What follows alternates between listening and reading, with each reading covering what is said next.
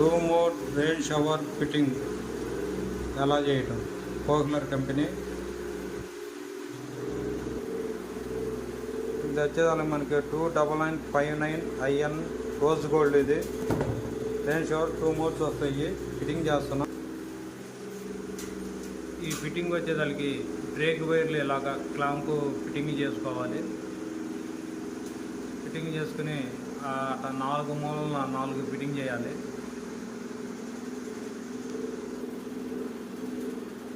ఆ screw fitting చేసుకున్న తర్వాత స్టాండర్డ్గా వైరు ఫుల్ టైట్ అయిందో లేదో చూసుకోవాలి.